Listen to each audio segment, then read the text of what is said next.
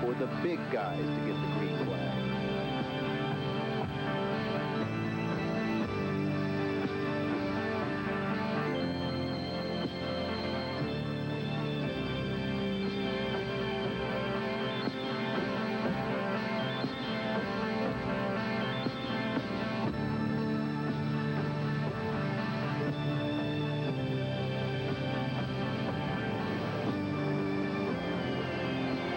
The classes that run in the mud bog, the super pros are the most publicized. These $15,000 to $20,000 behemoths crack the sky while riding on tractor tires, and they're powered by hundreds of horsepower. But neither money nor muscle would conquer this bog. Okay, so maybe the mud bog was tougher than you thought it would be. Why not try something a little bit easier, like driving over 26 parked cars, for example? Side attractions like this one add to the spectacle of any event, and mud bogging is no exception. Promoters hope that a little hype will increase interest in their sport. Now, there's not enough money in it yet to support professional racers, so why then do they do it? It's for the fun, ain't for the money. It's a race, to have fun. Usually, Thompson Park Lake is quiet. The only swimming or wading is done by these guys. But this afternoon, their quiet world changed.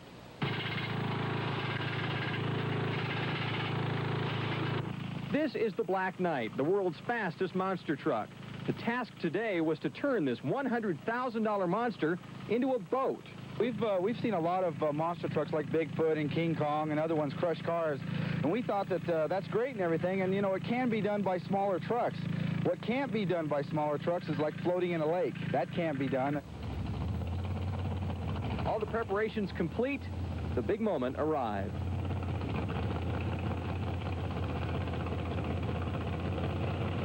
Now, I'm wondering, are you going to have to get a boat license and put the proper lights and things on this thing to do this? Well, since this is temporary and it's really not a boat, it doesn't really qualify for boat licenses or anything like that. It's not something that we intend to do very much. When you see something like this, you got to ask yourself, what's next? I mean, he's already crushed lots of cars. Now he's turned his pickup into a boat. Mike Brady says next on the list is climbing a building. Whatever. Mark Schumacher, Action News 4 at 6. Climbing a building? That I gotta see. I want to see that one, huh? This is something that we had an idea of doing, floating down the Arkansas River for 6 months ago. We decided when we came to Tulsa, this river was right downtown. We wanted a river that was downtown in the downtown area, and we wanted to float down it. And so we went through all the necessary bureaucrats that we needed to see and finally got the permission to do it, and so here we are. It's the adventurer in all of us. We seek the challenge and the excitement of something new, something outrageous, something a little bit crazy. We can't get insurance because they said that you have to be crazy, and we don't insure crazy people. So you're saying you're crazy, right? Right. At least, or either that or everybody else is crazy, and I'm saying. Weighing in at 10,000 pounds and standing 14 feet high, this monster truck just might be the vehicle tough enough to tame the Arkansas. They say it's never been done before. Crossing the Arkansas, floating in it, in a truck. This is the world's largest and fastest. If we can't do it, nobody can.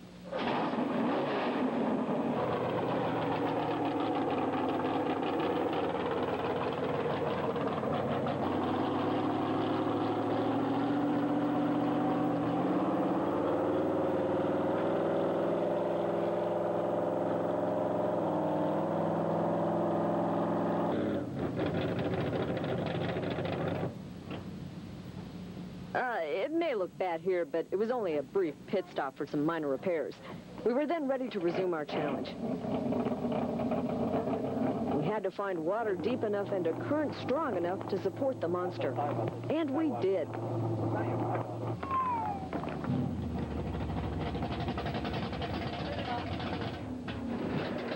Now that's what I call floating down the Arkansas.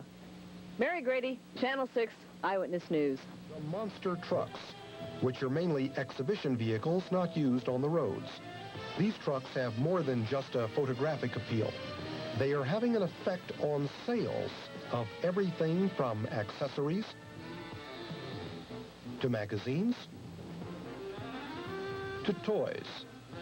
In fact, a new sport has sprung up in the last few years that is fast becoming one of the most popular events in Arizona: mud bogging.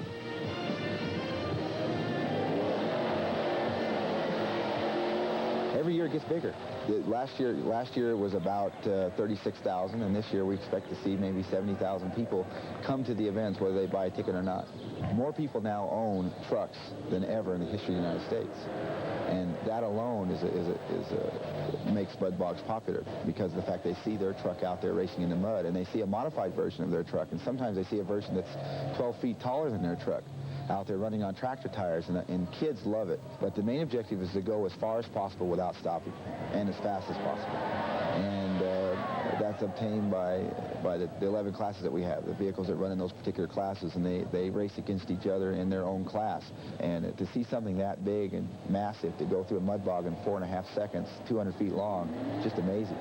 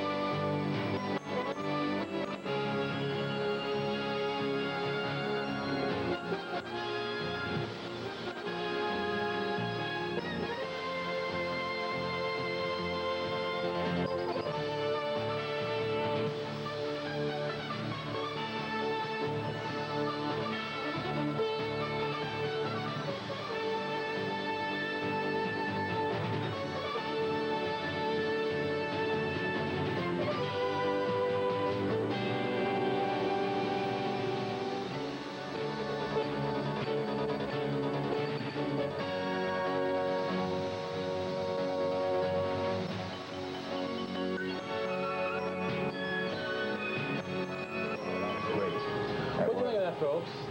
That was great. Whoa!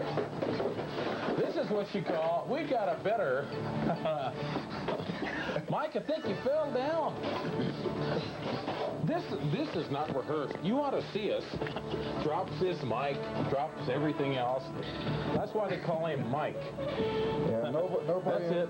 Nobody in the right... Snap it on, break your mic. In the right mind would do the things I do.